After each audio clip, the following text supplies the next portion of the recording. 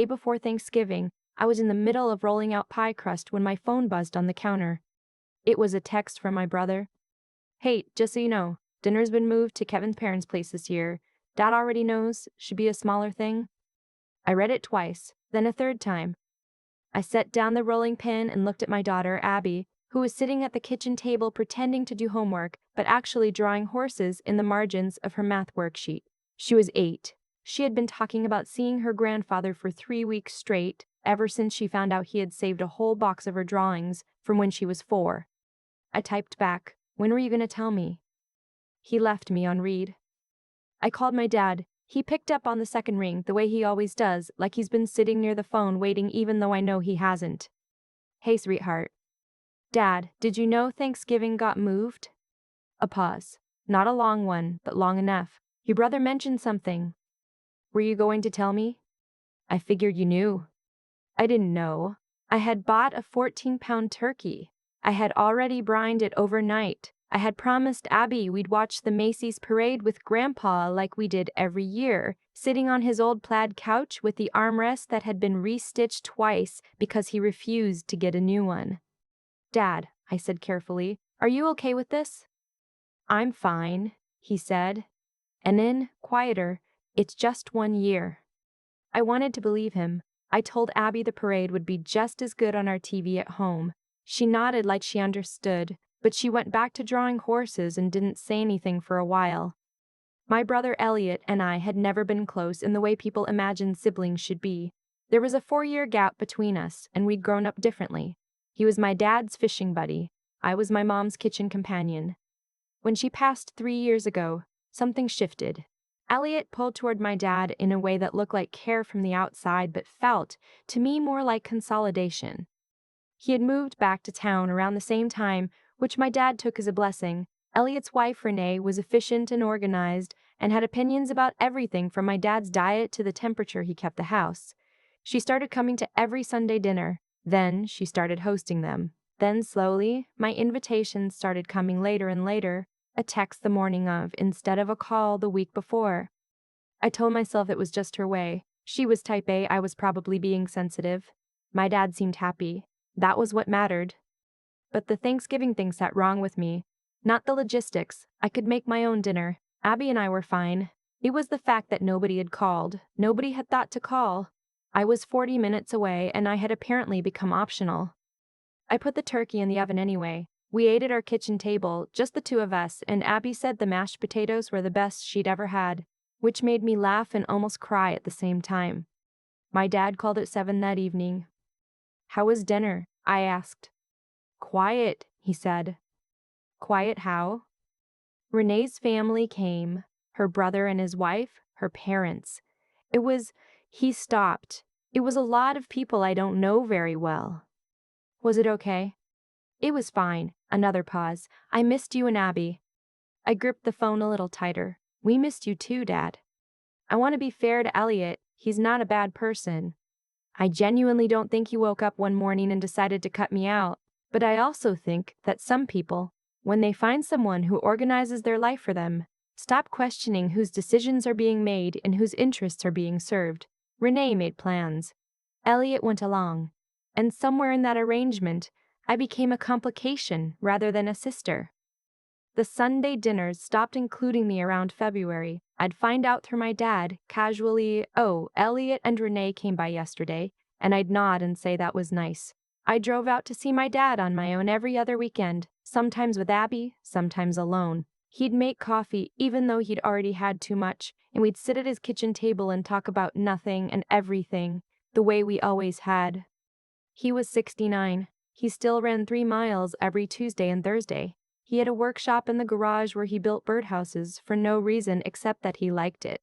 The garage smelled like cedar and machine oil, and I loved it in there. Abby would drag out the little stool and watch him measure and cut while I leaned against the doorframe with my coffee. It was during one of those visits, in late March, that he said something that didn't quite register until later. "I've been thinking about getting my finances in order," he said, not looking up from the piece of wood he was sanding. "Just, making sure things are clear." "That's smart," I said. "I changed a few things last fall," he said. I wanted to make sure I told you. I thought he meant his will. I thought he was just being responsible. I said something like, "You don't have to worry about that, Dad, the way you do when you're not ready to think about your parents' mortality, and you change the subject before it gets too real." He let me change it. He went back to sanding. I went back to my coffee. I didn't ask what things he had changed. I wish I had. The call came on a Wednesday in April. Not from my dad, from his neighbor, Mrs. Paulson, who had my number because she'd watered his plants during a trip to visit his college roommate 2 summers ago, and we just stayed in contact. "Honey, I don't want to alarm you," she said, "but your dad's car has been in the driveway since Monday, and I haven't seen him come out. I knocked and he said he was fine, but he sounded, I don't know, not himself." I was at work. I left within 10 minutes. He was fine, medically. He'd had a bad cold that turned into something chest heavy, and he'd been sleeping more than usual and hadn't felt like going out. But when I got there and made him soup and sat with him, something else came out. Slowly, the way things come out when someone has been alone with them too long. He'd gotten a letter from his bank. A home equity line of credit had been opened against his house in November. He hadn't opened it. He didn't know about it until the statement came. He'd been trying to figure it out ever since. Calling the bank, asking questions, getting confused by the answers, not wanting to worry me. I looked at the letter. I looked at him. "Dad," I said slowly, "did you sign anything? Any documents last fall?" He thought about it. Elliot brought some papers by. He said it was for updating the beneficiary on my retirement account. Renee was with him. I signed where he pointed. I felt something go very cold in my chest. "Did you read them first?" He looked at me, and in his eyes I saw something I had never seen there before. Not quite shame, but the close cousin of it. "I trusted him," he said. I am not a lawyer. I was not calm. I sat in my dad's kitchen for probably 20 minutes just breathing, because I knew that if I said the first things that came to my mind, I would scare him, and that wasn't what he needed. What I knew, practically, a HELOC opened without his full knowledge or informed consent was fraud. What I suspected, my brother had used the moment of paperwork signing to get more than he'd represented. What I didn't yet know, how much had been drawn and where it had gone. I asked my dad if he'd seen any of the money. He hadn't. He hadn't even known the account existed.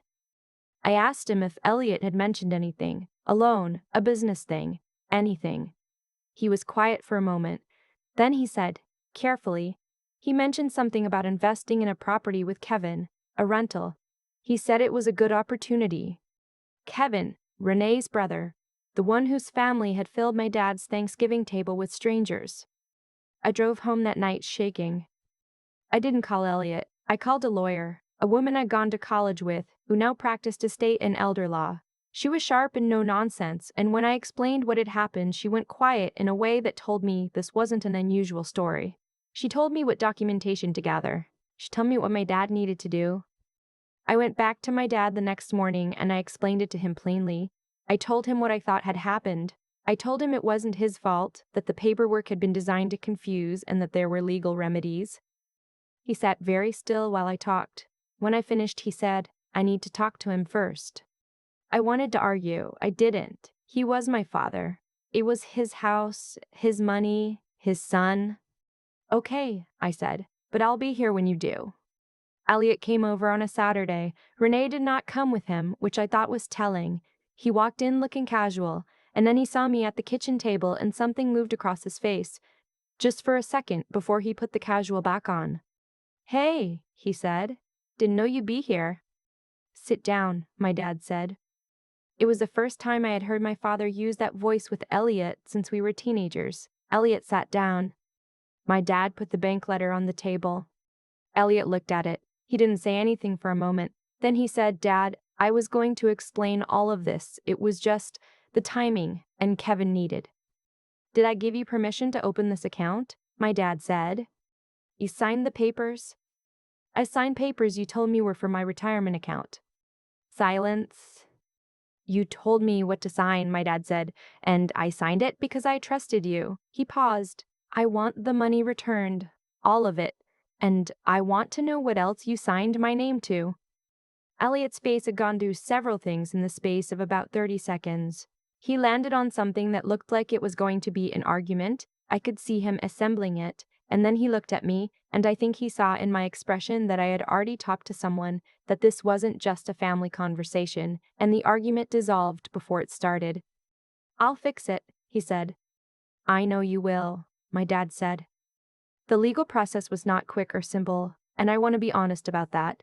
A HELOC opened through deception is fraud, and the bank had obligations once my dad filed a formal complaint.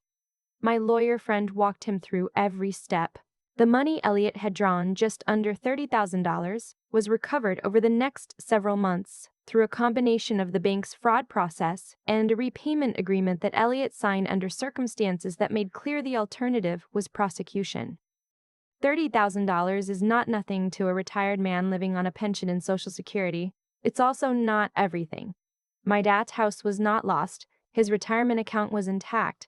Elliot had not touched that, whether out of some remaining line or simple practicality, I don't know. What was harder to recover was something that doesn't have a dollar amount. My dad changed his will in May with a different attorney, one he chose himself. He didn't tell me the specifics, and I didn't ask. He told me he had made sure things were fair and clear, which is how he talks about things he wants to say without saying them directly. Elliot and my dad still speak. I don't fully understand that, but it's not mine to understand. My father is not a man who cuts people off, not his own children, and I think he believes that the relationship is worth something even now, even after. Maybe he's right. Maybe it's that particular kind of love parents have that I won't fully comprehend until Abby is grown. What I know is that my dad called me the week after the paperwork was settled, and he said, "I want you to know that I'm okay, and I want you to know I'm sorry it took me this long." I told him he didn't owe me an apology. "I'm not apologizing for what Elliot did," he said. "I'm apologizing for making you feel like you were the optional one. You were never optional. I just let other people set the table for a while." I cried in my car after that call, the ugly kind, where you're not sure if you're sad or relieved or just finally exhaling something you've been holding for 2 years. Abby and I drove out the following Sunday. It was one of those late spring days where everything is too green, and the air smells like it just finished raining even though it hasn't. My dad was in the garage when we pulled up, and when Abby heard the sound at the table saw she was out of the car before I had the engine off. I stood in the driveway for a moment and listened to her voice. "Grandpa, what you making? Can I help? Can I have a birdhouse for my room?" And his low laugh, the real one that doesn't come out for company. I walked into the garage. He was teaching her how to measure twice before you cut, holding her small hands around the measuring tape, showing her how to mark the wood with a pencil. "What's it going to be?" I asked. He looked up. "Whatever she decides," he said. I pulled up the old stool and sat and drank my coffee, and Abby decided it was going to be a birdhouse shaped like a barn because she was going through an intense horse phase, and my dad said that was the best idea he'd heard all week.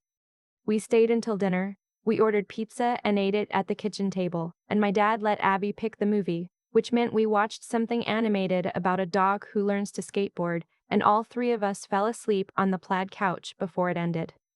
I woke up sometime around 9 with my dad's old quilt over me and Abby pressed warm against my side, and my dad in his armchair with the lamp on low, reading. He looked up when I stirred. "Go back to sleep," he said. "You don't have to be anywhere."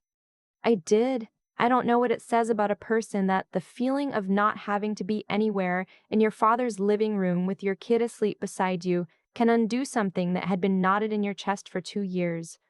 But it said something. It said enough. I keep thinking about the moment my dad put that bank letter on the table, not because of what it meant legally, though that mattered enormously, but because of what it took for him to do it. He's not a confrontational man. He spent 40 years avoiding difficult conversations, smoothing things over, assuming the best of people who didn't always earn it. And yet there he was, 69 years old, sitting across from his own son, putting the evidence down and asking for an explanation. That took something. It took the kind of moral backbone that doesn't announce itself. It just shows up when the moment finally demands it. What happened to my brother wasn't some random turn of bad luck. There's a line between borrowing someone's trust and stealing from it, and Elliot crossed it the moment he pointed to a line on a document and said, "Sign here," while knowing my dad didn't understand what he was signing. That choice had a cost. Not because the universe keeps score in some mystical way, but because actions like that erode the foundation they're built on. The relationship, the trust, the position he'd spent years building as the reliable one, the one who showed up, all of it quietly collapsed under the weight of what he'd done. That's not punishment. That's just how things work.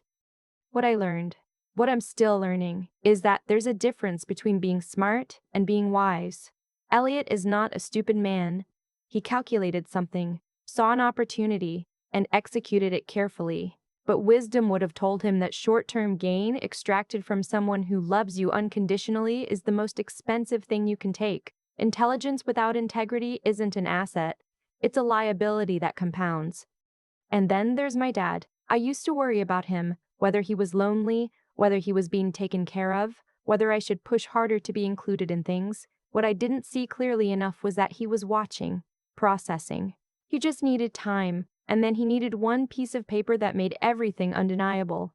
When he finally acted, he didn't fall apart and he didn't rage. He sat at his own kitchen table, asked a calm question, and waited for an honest answer. That's not weakness held together. That's a person who knows who he is. That steadiness, that refusal to be permanently diminished by someone else's choices, is the thing I want Abby to inherit more than anything else he could put in a will. Because here's what I think about now when I picture her on that stool in the garage, holding the measuring tape while my dad shows her how to mark the wood. The things worth passing down aren't the ones with dollar amounts. They're the willingness to tell the truth even when it's uncomfortable. The discipline to think clearly when everything in you wants to react. And the endurance to stay upright. To keep showing up, keep building birdhouses, keep ordering pizza and falling asleep on the couch with the people who matter, even after you've been genuinely hurt. Those three things together are what got my family through this. Not perfectly, not without damage, but through. I still have the voicemail my dad left the night before we filed the fraud report with the bank. His voice is tired but steady, and at the end he says, "I just want you to know I'm glad you came when Mrs. Paulson called. I'm glad you didn't let me handle it alone." I play it sometimes when I need to remember what it actually looks like when things go right. Not the dramatic version, not the version where justice arrives loud and clean, but the quiet version. The one where someone who loves you is still standing at the end, and so are you.